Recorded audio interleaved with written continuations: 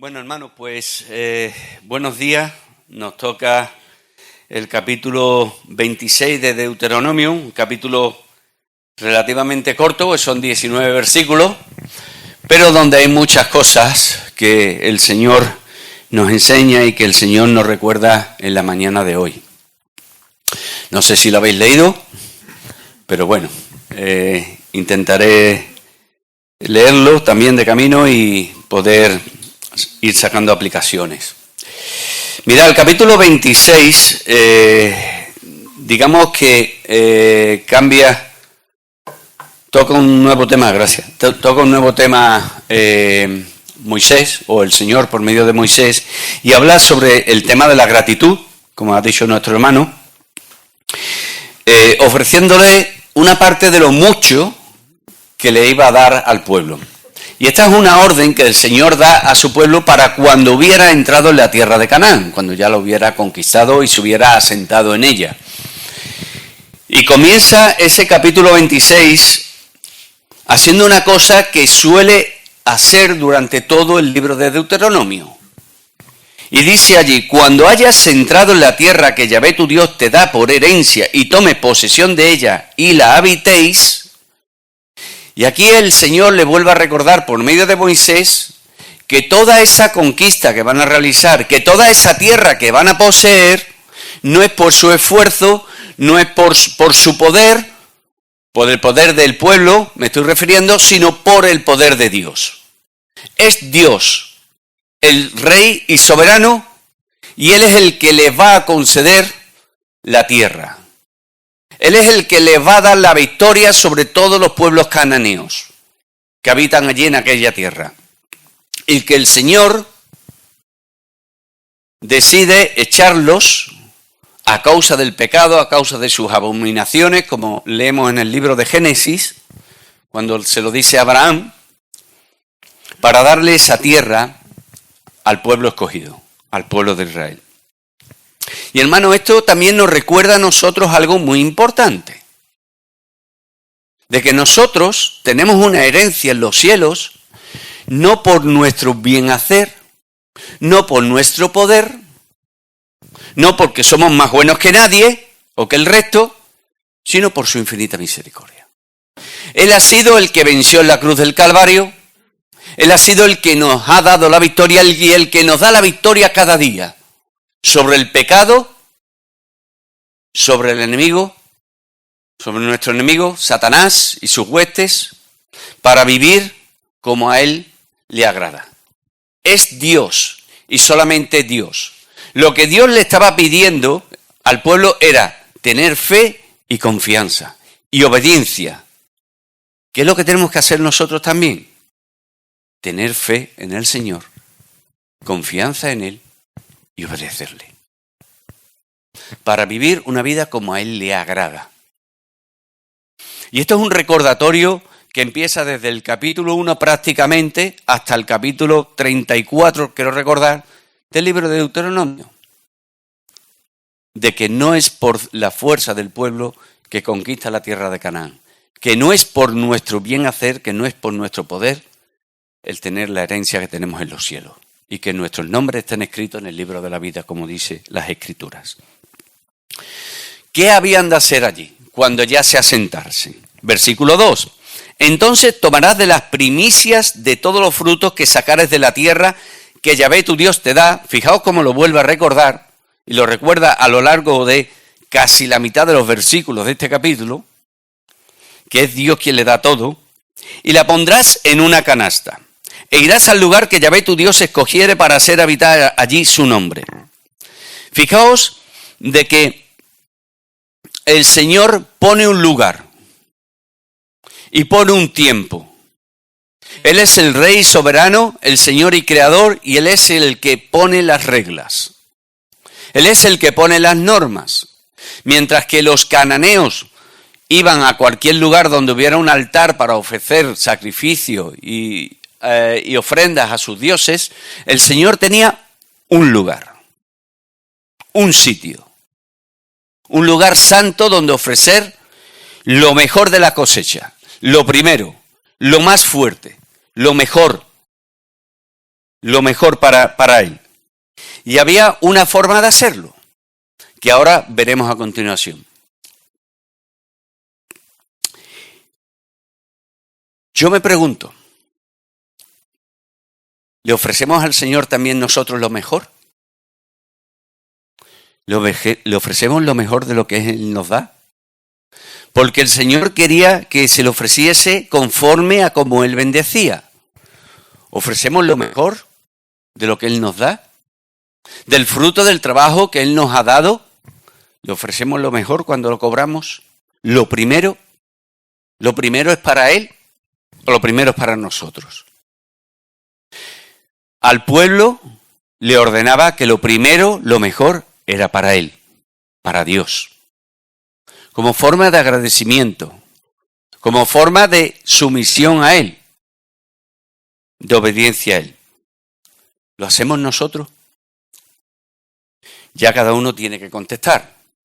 Y sigue diciendo, y te presentarás al sacerdote que hubiera en aquellos días, y le dirás, declaro hoy a Yahvé tu Dios, o a Jehová tu Dios, que he entrado en la tierra que juró Jehová a nuestros padres que nos daría. Esta es una primera declaración que hace antes de ofrecer esas primicias, ese diezmo. Y fijaos que aquí reconoce 2 o 3 cosas en esta confesión.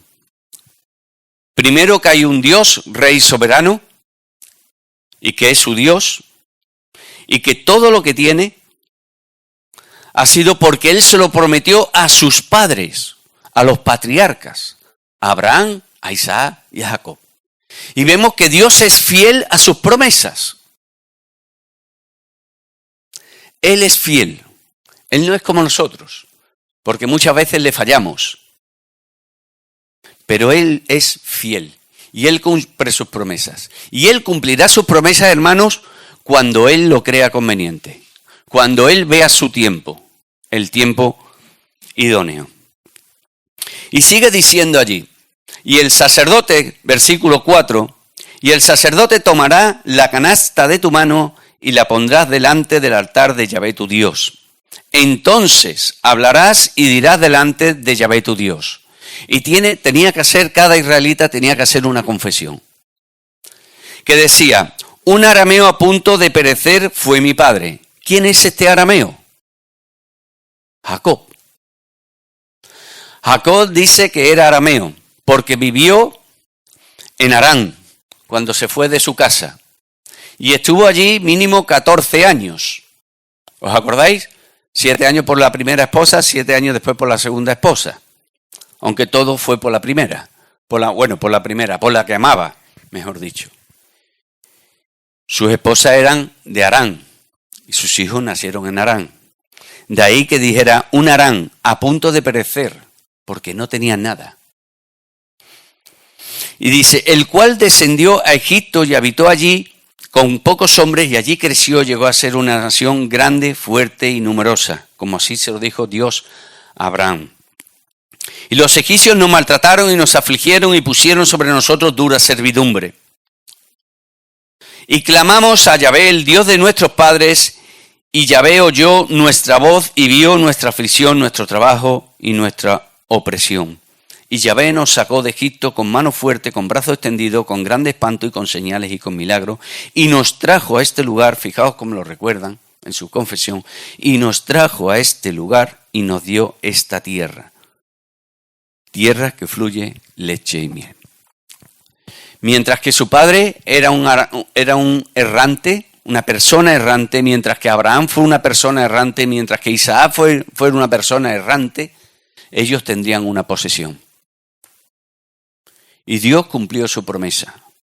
Dios cumplió la promesa a Abraham, a Isaac y a Jacob, asentándolos en la tierra de Canaán. ¿Qué tiene que ver esto también con nosotros?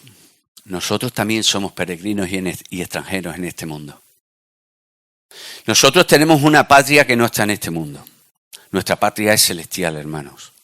Y vivimos como extranjeros y peregrinos en esta tierra. Dice en Primera de Pedro, capítulo 2, versículo 11, dice allí lo siguiente.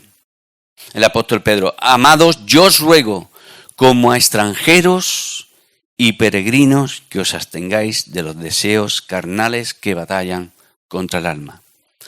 Hermanos, no olvidemos esto. Somos extranjeros y peregrinos. Que las cosas de este mundo no nos obsesionen por tenerlas, por tener cada vez más. Esto es temporal. Donde debemos de tener puestos nuestros ojos es en los cielos, nuestra patria celestial, como lo hacían Abraham, Isaac y Jacob. Como lo dice también en Hebreos capítulo 11, los versículos del 8 al 16, que esperaban aquella patria celestial. ¿Esperamos nosotros también lo mismo? ¿Estamos esperanzados de que un día estaremos con el Señor en los cielos? ¿Somos conscientes de que realmente somos en este mundo peregrinos y extranjeros? Y que lo que nos debe de importar es nuestra patria celestial, atesorar tesoros para la gloria de Dios en los cielos y no en la tierra, como dice el Señor. Y sigue diciendo allí del versículo 10. Y ahora he aquí, he traído las primicias del fruto de la tierra que me diste. Fijaos cómo vuelvo a decirlo, que me diste. Todo lo que tenemos del Señor. Somos administradores de todo lo que nos ha dado Él. ¿Cómo estamos administrándolas? ¿Cómo estamos administrando las pertenencias que tenemos? ¿Para nuestro disfrute solamente? ¿O lo estamos compartiendo para la gloria del Señor con otros? Para que conozcan al Señor. Y aquí he traído, vuelvo a repetir, las primicias del fruto de la tierra que me diste, oh Yahvé, y lo dejarás delante de Yahvé tu Dios, y adorarás delante de Yahvé tu Dios. Porque era una ofrenda de adoración. Cuando nosotros venimos aquí y damos de nuestra ofrenda, de lo mucho que nos ha dado el Señor, hermanos, lo vemos como un acto de adoración, porque es un acto de adoración. No es una obligación, es un acto de adoración a Dios. Es devolverle, es ofrecerle, es ofrendarle una parte de lo que Él nos da. Es un acto para alegrarnos. Porque así lo sigue diciendo después. Y te alegrarás en todo el bien que Yahvé tu Dios te haya dado a ti y a tu casa, así tú como el levita y el extranjero que está en medio de ti. Ese diezmo, esas primicias eran para los levitas, pero no solamente también para los levitas. Después veremos que también eran para las viudas, para los huérfanos y para incluso el extranjero. Incluso el extranjero. Cuando acabes de diezmar todo el diezmo, versículo 12, de tus frutos en el año tercero, el año del diezmo, darás también al levita, al extranjero, al huérfano y a la viuda, y comerán en tus aldeas y se saciarán. Fijaos, aquí recuerda otra cosa. Recuerda lo que también dice en Deuteronomio capítulo 14, de ese diezmo especial cada 3 años. El israelita no solamente tenía que ofrecerle el diezmo por la cosecha, sino aparte ese tercer año, apartar otro diezmo para aquellos que estaban más necesitados. Esto era un testimonio para los demás. Fijaos cómo el Señor se acuerda de todo el mundo, de todo su pueblo, y no deja desamparado ni incluso a los que están pasando por situaciones más difíciles, incluso de aquellos que no tenían posesiones, para que no pasaran hambre, para que pudieran disfrutar de las bendiciones que Él estaba ofreciendo al resto del pueblo. Vuelvo a repetir o a preguntar, hermanos, ¿qué hacemos con nuestras pertenencias que nos da el Señor? ¿Las compartimos? ¿La compartimos con el resto o nos la quedamos? ¿Qué hacemos? Esto es un testimonio para el resto de las personas.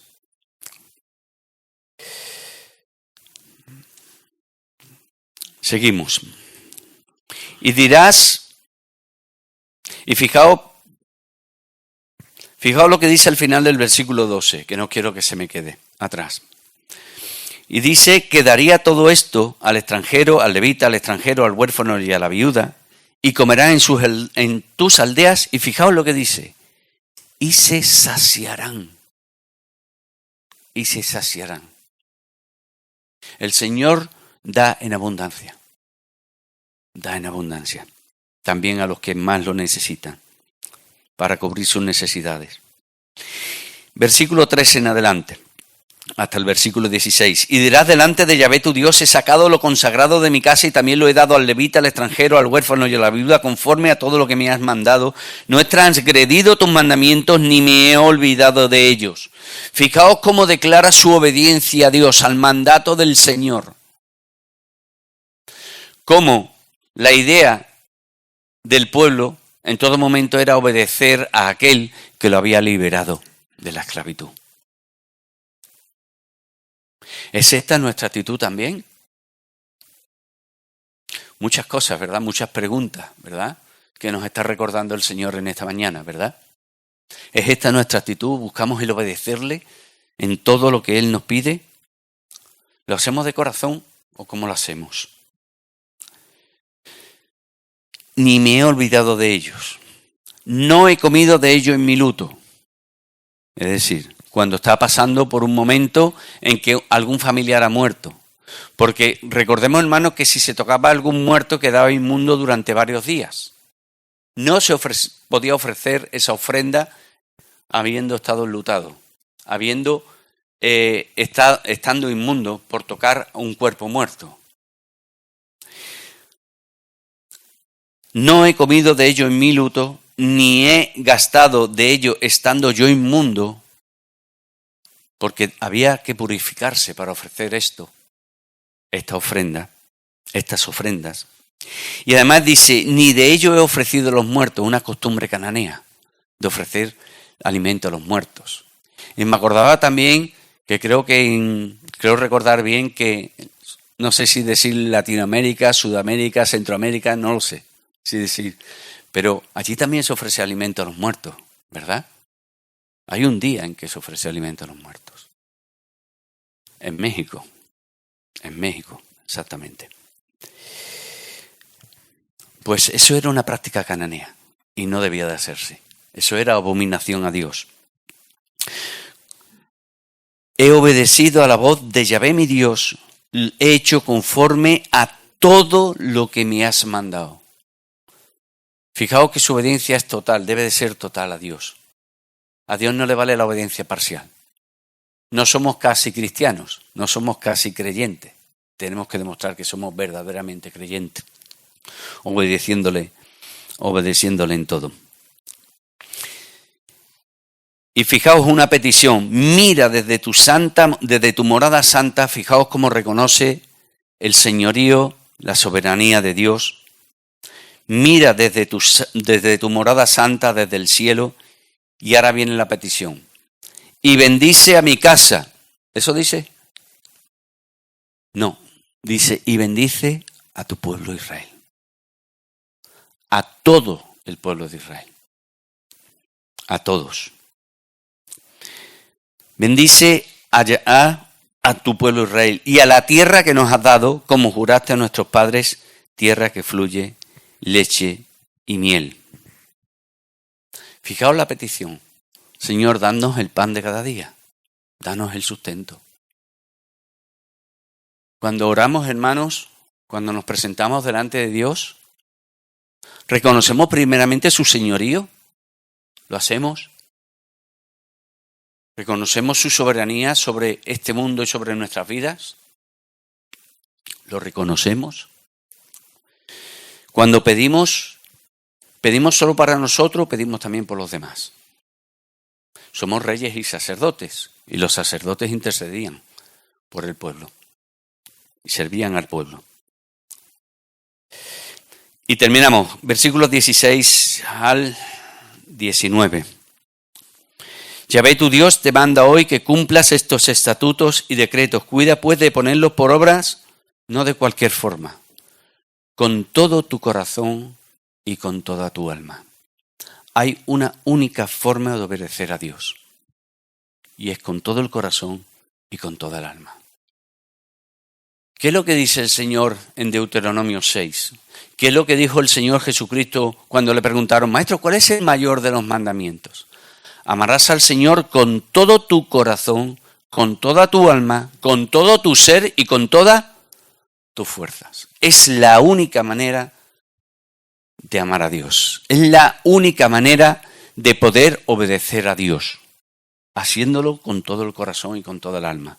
Porque, hermanos, si lo hacemos por obligación, al final todo se va a convertir en una auténtica carga.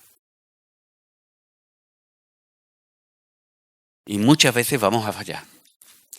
Hay que hacerlo con el corazón y con el alma. Por agradecimiento, por todo lo que Él hizo, por todo lo que hace y por todo lo que hará. Por eso debemos de obedecerle a Él.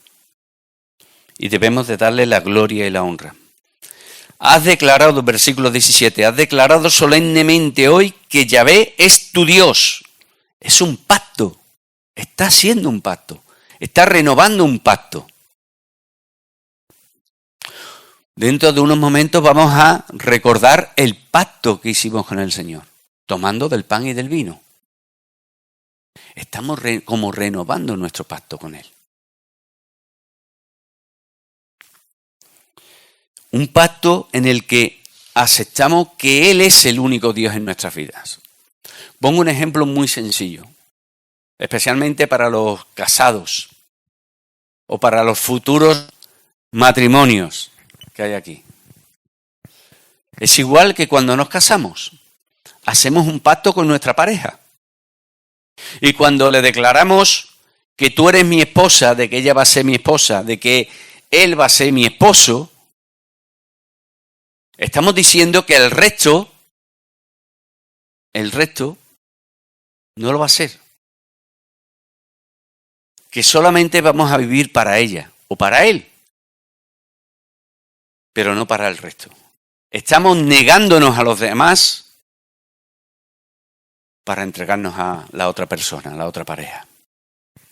Pues esto es igual. Cuando hacemos un pacto con Dios, lo estamos aceptando como nuestro único Dios, Rey, soberano y Señor de nuestras vidas. Y sigue diciendo allí, y que andarás, ha declarado solemnemente hoy que Yahvé es tu Dios y que andarás en sus caminos y guardarás sus estatutos, sus mandamientos y decretos y que escucharás su voz. Esto nos habla de tener una comunión diaria con Él, de escuchar su palabra, de meditarla, de guardarla en el corazón y de ponerla en práctica. De no ser solamente, como dice el apóstol Santiago, ser solamente oidores y no hacedores. Tenemos que ser oidores y hacedores de su palabra, como lo tenía que hacer su pueblo. Y Yahvé ha declarado hoy que tú eres pueblo suyo, de su exclusiva posesión. Somos posesión de Dios. Como su pueblo era posesión suya, nosotros somos posesión de Él, porque Él nos compró con su sangre en la cruz del Calvario. Y no nos pertenecemos a nosotros mismos, hermanos. Y lo habremos escuchado muchas veces y lo seguiremos escuchando. Nuestras vidas son suyas. Son suyas. Y debemos buscar el hacer su voluntad, no nuestra voluntad, su voluntad. Somos posesión suya. Lo cual nos da muchísimos privilegios. Y Yahvé ha declarado hoy que tú eres pueblo suyo de su exclusiva posesión, como te lo ha prometido, para que guardes todos sus mandamientos. Él se ha comprometido también en protegernos, en cuidarnos, en enseñarnos, en bendecirnos, pero también en exhortarnos, en corregirnos, en todo. ¿Qué mayor privilegio podemos tener en este mundo? Que el ser hijos de Dios. Que Él sea nuestro único Dios. ¿A fin de qué? A fin de exaltarte sobre todas las naciones que hizo. Para loor y fama y gloria, y para que seas un pueblo santo a Yahvé tu Dios, como Él te ha dicho. Y yo me gustaría terminar con 3 preguntas. Son muchas las que he hecho en esta mañana, pero me gustaría terminar con otras 3 y permitírmelo. ¿Somos conscientes del pacto que hemos hecho con Dios? ¿Somos conscientes de nuestras responsabilidades, pero también de las bendiciones que vamos a recibir? ¿Somos conscientes del pacto que hemos hecho? ¿Somos conscientes de que nuestras vidas no son nuestras, sino de Él? ¿Somos conscientes de los privilegios y de las bendiciones que hemos recibido y vamos a recibir de parte de Dios por su infinita gracia y misericordia? ¿Somos conscientes, hermano, de ello? Pues hasta aquí. Hasta aquí, hermano. Como yo digo, la teoría ya se ha expuesto. Ahora la cosa es la práctica, hermano, que es lo más difícil. Pues que el Señor nos ayude, hermanos, en todo ello. A Él sea la gloria.